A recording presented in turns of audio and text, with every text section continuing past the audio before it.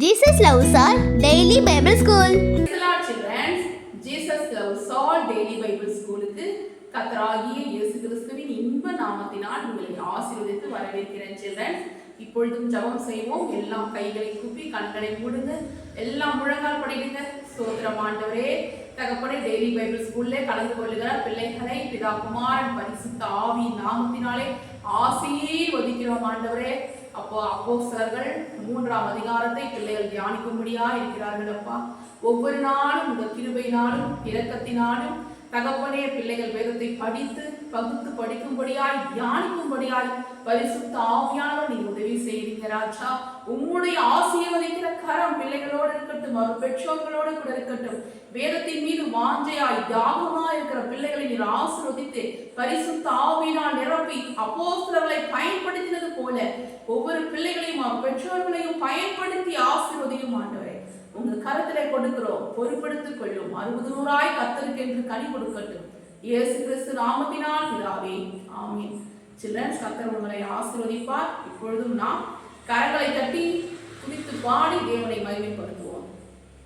கொடுக்கும் எங்கள் தேவனுக்கு கோடி கோடி ஸ்தோத்திரம். வாழ்வளிக்கும் இயேசு ராஜாவுக்கு வாழ்நாளெல்லாம் ஸ்தோத்திரம். எங்கள் ஜெயம் கொடுக்கும் தேவனுக்கு கோடி கோடி ஸ்தோத்திரம். வாழ்வளிக்கும் இயேசு ராஜாவுக்கு வாழ்நாளெல்லாம் ஸ்தோத்திரம். அல்லேலூயா அல்லேலூயா பாடுவேன் ஆனந்த தொழியால் உயர்த்துவேன். அல்லேலூயா அல்லேலூயா பாடுவேன் ஆனந்த தொழியால் உயர்த்துவேன். ஜெயம் கொடுக்கும் எங்கள் தேவனுக்கு கோடி கோடி ஸ்தோத்திரம். வாழ்வளிக்கும் இயேசு ராஜாவுக்கு வாழ்நாளெல்லாம் ஸ்தோத்திரம்.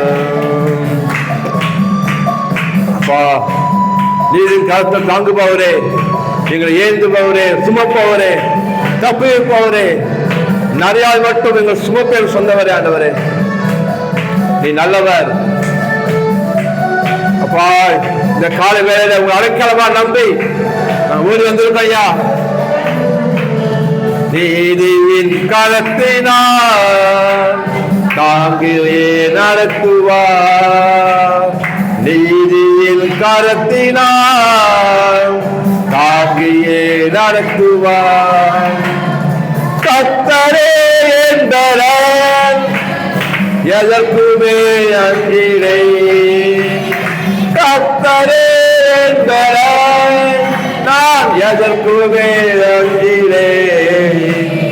ஜெயம் கொடுக்கும் எங்கள் தேவனுக்கு கோடி கோடி ஸ்தோத்திரம். வாழ்வளிக்கும் இயேசு ராஜாவுக்கு எங்கள் வாழ்நாளெல்லாம் ஸ்தோத்திரம். அற்புதத்தின் தேவனே, நீ இன்றைக்கு பூமியில வானத்திலும் அற்புதம் செய்வீங்கப்பா. என் ஜனங்கள் வாழ்க்கையில, என் சபை ஜனங்கள் வாழ்க்கையில இன்றைக்கு அற்புதம் செய்து கொண்டுதான்ப்பா இருக்கீங்க அப்பா. நன்றி நன்றி நன்றி. நாங்கள் ரசிக்கப்பட்டது அதிசயமாண்டவரே. ஓ, உங்களுக்கு நன்றி அப்பா. செய்பவர் அதிசயம் படைத்தவர், அற்புதம் செய்பவர் அகிலம் படைத்தவர், யுத்தத்தை வல்லவர் ஜெயிக்கிறார். யுத்தத்தில் வல்லவர் ஜெயிக்கிறார். ஜெயம் கொடுக்கும் எங்கள் தேவனுக்கு கோடி கோடி ஸ்தோத்திரம். வாழ்வளிக்கும் இயேசு ராஜாவுக்கு எங்கள் வாழ்நாளெல்லாம் ஸ்தோத்திரம். நம்பிக்கையான தேவனே, நம்பிக்கையில்லாத எங்க வாழ்க்கையில் அப்பா நங்குருமாக வந்ததே ஆண்டவரே. ஆத்ம நேசரே, ஆத்ம மனவாளனே அப்பா, ஸ்தோத்திரம். இயேசுவே, பரிசுத்த தேவனே, உங்களை ஆராதிக்கிறோம் ராஜா. நன்றி செலுத்துகிறோம். இருக்கும் இருக்கும் நிறைந்த தேவனே, நன்மை தேவனே நன்மைகள் அளிப்பவர், நம்பிக்கை தேவனே நன்மைகள் அளிப்பவர், வார்த்தையை அனுப்பியே மகிமை படுத்துவார். உங்க வார்த்தையை அனுப்பியே எங்களை மகிமை படுத்துதி. ஜெயம் கொடுக்கும் எங்கள் தேவனுக்கு கோடி கோடி ஸ்தோத்திரம். வாழ்வழிக்கும் இயேசு ராஜாவுக்கு வாழ்நாளெல்லாம் ஸ்தோத்திரம். எங்கள் தேவனுக்கு கோடி கோடி ஸ்தோத்திரம். வாழ்வழிக்கும் இயேசு ராஜாவுக்கு வாழ்நாளெல்லாம் ஸ்தோத்திரம். எங்கள் வாழ்நாளெல்லாம் ஸ்தோத்திரம். அப்போஸ்தலர் 3ஆம் அதிகாரம் 1ஆம் வசனம். ஜெப வேளையாகிய 9ஆம் மணி நேரத்திலே பேதுருவும் யோவானும் தேவாலயத்துக்கு போனார்கள். 2ஆம் வசனம். அப்பொழுது தன் தாயின் வயிற்றிலிருந்து சப்பானியாய் பிறந்த ஒரு மனுஷனை சுமந்து கொண்டு வந்தார்கள். தேவாலயத்திலே பிரவேசிக்கிறவர்களிடத்தில் பிச்சை கேட்கும்படி நாடோறும் அவனை அலங்கார வாசல் எனப்பட்ட தேவாலய வாசலண்டையிலே வைப்பார்கள். 3ஆம் வசனம். தேவாலயத்திலே பிரவேசிக்க போகிற பேதுருவையும் யோவானையும் அவன் கண்டு பிச்சை கேட்டான். 4ஆம் வசனம். பேதுருவும் யோவானும் அவனை உற்று பார்த்து எங்களை நோக்கிப்பார் என்றார்கள். 5ஆம் வசனம். அவன் அவர்களிடத்தில் ஏதாயிலும் கிடைக்கும் என்று எண்ணி அவர்களை நோக்கி பார்த்தான். 6ஆம் வசனம். அப்பொழுது பேதுரு, வெள்ளியும் பொன்னும் என்னிடத்தில் இல்லை, என்னிடத்தில் உள்ளதை உனக்கு தருகிறேன். நசரனாகிய இயேசு கிறிஸ்துவின் நாமத்தினாலே நீ எழுந்து நட என்று சொல்லி 7ஆம் வசனம். வலது கையினால் அவனை பிடித்து தூக்கிவிட்டான். உடனே அவனுடைய கால்களும் கரடுகளும் பெலன் கொண்டது. 8ஆம் வசனம். அவன் குதித்து எழுந்து நின்று நடந்தான். நடந்து குதித்து தேவனை துதித்து கொண்டு அவர்களுடனே கூட தேவாலயத்திற்குள் பிரவேசித்தான். 9ஆம் வசனம். அவன் நடக்கிறதையும் தேவனை துதிக்கிறதையும் ஜனங்கள் எல்லோரும் கண்டு 10ஆம் வசனம். தேவாலயத்தின் அலங்கார வாசலண்டையிலே பிச்சை கேட்க உட்கார்ந்திருந்தவன் இவன்தான் என்று அறிந்து அவனுக்கு சம்பவித்ததை குறித்து மிகவும் ஆச்சரியப்பட்டு பிரமித்தார்கள். 11ஆம் வசனம். குணமாக்கப்பட்ட சப்பானி பேதுருவையும் யோவானையும் பற்றி கொண்டிருக்கையில் ஜனங்கள் எல்லோரும் பிரமித்து சாலமோன் மண்டபம் எனப்பட்ட மண்டபத்திலே அவர்களிடத்திற்கு ஓடி வந்தார்கள். 12ஆம் வசனம். பேதுரு அதை கண்டு ஜனங்களை நோக்கி, இஸ்ரவேலரே, இதை குறித்து நீங்கள் ஆச்சரியப்படுகிறது என்ன? நாங்கள் எங்கள் சுய சக்தியினாலாவது எங்கள் சுய பக்தியினாலாவது இவனை நடக்க பண்ணினோம் என்று நீங்கள் எங்களை நோக்கி பார்க்கிறது என்ன? 13ஆம் வசனம். ஆபிரகாம், ஈசாக்கு, யாக்கோபு என்பவர்களுடைய தேவனாகிய நம்முடைய பிதாக்களின் தேவன் தம்முடைய பிள்ளையாகிய இயேசுவை மகிமைப்படுத்தினார். அவரை நீங்கள் ஒப்பு கொடுத்தீர்கள். பிலாத்து அவரை விடுதலையாக்க தீர்மானித்த போது அவனுக்கு முன்பாக அவரை மறுதலித்தீர்கள். 14ஆம் வசனம். பரிசுத்தமும் நீதியும் உள்ளவரை நீங்கள் மறுதலித்து கொலை பாதகனை உங்களுக்காக விடுதலை பண்ண வேண்டும் என்று கேட்டு 15ஆம் வசனம். ஜீவாதிபதியை கொலை செய்தீர்கள். அவரை தேவன் மரித்தோரிலிருந்து எழுப்பினார். அதற்கு நாங்கள் சாட்சிகளாயிருக்கிறோம். 16ஆம் வசனம். அவருடைய நாமத்தை பற்றும் விசுவாசத்தினாலே அவருடைய நாமமே நீங்கள் பார்த்து அறிந்திருக்கிற இவனை பலப்படுத்தினது. அவரால் உண்டாக்கிய விசுவாசமே உங்கள் எல்லோருக்கும் முன்பாக இந்த சர்வாங்க சுகத்தை இவனுக்கு கொடுத்தது. 17ஆம் வசனம். சகோதரரே, நீங்களும் உங்கள் அதிகாரிகளும் அறியாமையினாலே இதை செய்தீர்கள் என்று அறிந்திருக்கிறேன். 18ஆம் வசனம்.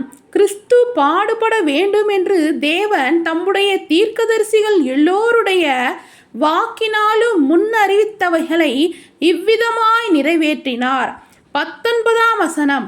ஆனபடியினாலே கர்த்தருடைய சன்னிதானத்தில் இருந்து இளைப்பாறுதலின் காலங்கள் வரும்படிக்கும் முன்னே குறிக்கப்பட்ட இயேசு கிறிஸ்துவை அவர் உங்களிடத்தில் அனுப்பும்படிக்கும் 20ஆம் வசனம். உங்கள் பாவங்கள் நிவர்த்தி செய்யப்படும் பொருட்டு நீங்கள் மனம் திரும்பி குணப்படுங்கள். 21ஆம் வசனம். உலக தோற்றம் முதல் தேவன் தம்முடைய பரிசுத்த தீர்க்கதரிசிகள் எல்லோருடைய வாக்கினாலும் உரைத்தவைகள் எல்லாம் நிறைவேறி தீரும் காலங்கள் வருமளவும் பரலோகம் அவரை ஏற்றுக்கொள்ள வேண்டும். 22ஆம் வசனம். மோசே பிதாக்களை நோக்கி, உங்கள் தேவனாகிய கர்த்தர் என்னை போல ஒரு தீர்க்கதரிசியை உங்களுக்காக உங்கள் சகோதரிலிருந்து எழுப்ப பண்ணுவார். அவர் உங்களுக்கு சொல்லும் எல்லாவற்றிலும் அவருக்கு செவி கொடுப்பீர்களாக. 23ஆம் வசனம். அந்த தீர்க்கதரிசியின் சொற்கேளாதவன் எவனோ அவன் ஜனத்தில் இராதபடிக்கு நிர்மூலமாக்கப்படுவான் என்றான். 24ஆம் வசனம். சாமுவேல் முதற்கொண்டு எத்தனையோ பேர் தீர்க்க தரிசனம் உரைத்தார்களோ அத்தனை பேரும் இந்த நாட்களை முன்னறிவித்தார்கள். 25ஆம் வசனம். நீங்கள் அந்த தீர்க்க தரிசிகளுக்கு புத்திரராயிருக்கிறீர்கள். உன் சந்ததியினாலே பூமியில் உள்ள வம்சங்கள் எல்லாம் ஆசீர்வதிக்கப்படும் என்று தேவன் ஆபிரகாமுக்கு சொல்லி நம்முடைய முன்னோர்களோடே பண்ணின உடன்படிக்கைக்கும் புத்திரராயிருக்கிறீர்கள். 26ஆம் வசனம். அவர் உங்கள் எல்லோரையும் உங்கள் பொல்லாங்குகளில் இருந்து விலக்கி உங்களை ஆசீர்வதிக்கும்படி தேவன் தம்முடைய பிள்ளையாகிய இயேசுவை எழுப்பி முதலாவது உங்களிடத்திற்கே அவரை அனுப்பினார் என்றான். ஆமேன். ஹல்லேலூயா. சில்ட்ரன்ஸ், அப்போஸ்தலர் 3ஆம் அதிகாரம் முழுவதும் படிச்சதை கேட்டீங்க இல்லையா? தாயின் வயிற்றில் இருக்கும் பொழுதே சப்பானியாய் பிறந்த ஒருவர் ஆலயத்துடைய வாசலில் என்ன பண்ணியிருந்தாராம்? பிச்சை கேட்டுக்கொண்டு இருந்தாராம். இந்த வார்த்தையை படிக்கும் பொழுது நமக்கு ஒரு காரியம் தோணுது. என்ன காரியம் தோணுது? நம்ம தாயின் வயிற்றிலிருந்து பிறக்கும் பொழுது எப்படி பிறந்தோம்? நல்ல கை கால் நல்ல வளர்ச்சியை கொடுத்து கர்த்தர் நம்மை பிறக்க வைத்தார் இல்லையா? எத்தனையோ பேருக்கு கால் கை வளர்ச்சி இல்லாமல், சரீர வளர்ச்சி இல்லாமல், மன வளர்ச்சி குன்றியவர்களாக பிறக்கிறாங்க. ஆனால் ஏசப்பா நமக்கு எல்லாமே ஆண்டவர் கொடுத்துருக்கிறாரு இல்லையா? நம்ம ஒரு நாளும் கை நீட்டாதபடிக்கு கர்த்தர் நமக்கு நல்ல அப்பா அம்மாவை கொடுத்து நல்ல உணவை கொடுத்துருக்கிறாரு. இதற்காகலாம் நீங்கள் ஒவ்வொரு நாளும் ஜெபம் பண்ணணும் சில்ட்ரன்ஸ். ஓகேங்களா? அப்போது பேதுருவும் யோவானும் என்ன பண்ணுறாங்க? ஆலயத்துக்கு போகும் பொழுது இவர் பிச்சை கேட்குறத பார்க்கும் பொழுது அவங்க கிட்ட போய் அவங்கள உத்து பார்க்குறாங்க. அப்போ பிச்சைக்காரன் என்ன நினச்சானா? நமக்கு ஏதாவது காசு கொடுப்பாங்க அப்படின்னு நினச்சா. ஆனால் பேதுருவும் யோவானும் சொன்னாங்களாம், வெள்ளியும் பொண்ணும் என்கிட்ட இல்லை, என்கிட்ட இருக்கிறது உனக்கு தரேன்னு சொல்லிட்டு என்ன பண்ணாங்களாம்? வலது கையை பிடிச்சி தூக்கி விட்டாங்களாம். உடனே அவனுடைய கால்களும் கரடுகளும் பலன் கொண்டது. தாயின் வயிற்றிலிருந்தே சப்பானியாக பிறந்த அந்த மனுஷன் என்ன ஆனான்? நடக்க செஞ்சான், குதிக்க செஞ்சான், தேவனை துதிக்க செஞ்சான். பார்த்தீங்கன்னா இதுதான் குணமாக்கும் வரம். அப்போஸ்தலர்கள் 2ஆம் அதிகாரத்தில் அப்போஸ்தலர்கள் பரிசுத்த ஆவியின் அபிஷேகத்தை பெற்றுக்கொண்டார்கள் அப்படின்னு பார்த்தோம். இப்போ அப்போஸ்தலர்கள் 3ஆம் அதிகாரத்தில் அவங்களுக்குள்ளே வரங்கள் கிரியை செய்ய ஆரம்பிக்கிறது. அந்த குணமாக்கும் வரம் என்பது என்ன அப்படின்னா, வியாதியஸ்தர்களை ஆவியானவருடைய வல்லமையினால் சுகத்தை கொடுக்கறது தான் குணமாக்கும் வரம். இந்த வரத்தை யார் கொடுக்க முடியும்னா பரிசுத்த ஆவியானவரை மட்டும்தான் கொடுக்க முடியும். பேதுருவும் யோவானையும் கர்த்தர் என்ன பண்ணார்? பயன்படுத்தினார். அந்த பிறவி சப்பானியே நடக்க செய்யும்படி ஆவியானவருடைய வல்லமை அந்த இடத்துல கிரியை செய்தது. கர்த்தருடைய பிள்ளைகளாகிய நம் எல்லாரையும் ஏசப்பா இந்த குணமாக்கும் வரங்கள் கொடுத்து நம்மளை ஆசீர்வதிப்பார். நிச்சயமாக நமக்கு தெரிந்தவர்கள், அறிமுகமானவர்கள் வியாதியாக இருப்பார்களானால் அவங்களுக்காக நம்ம ஜெபிக்கும் பொழுது ஆண்டவர் நம்முடைய ஜெபத்தின் சத்தத்தை கேட்டு அவங்களுக்கு அற்புத சுகத்தை கொடுப்பார்.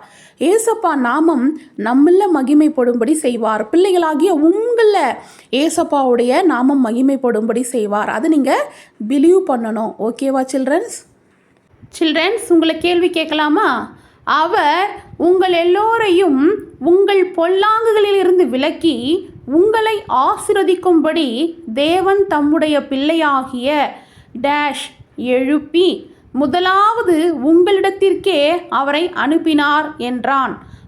இயேசுவை, கிறிஸ்துவை, குமாரனை. சரியான விடையை எழுதி ஆண்டிக்கு அனுப்புங்க. கர்த்தர் உங்களை அளவில்லாமல் ஆசீர்வதிப்பார்.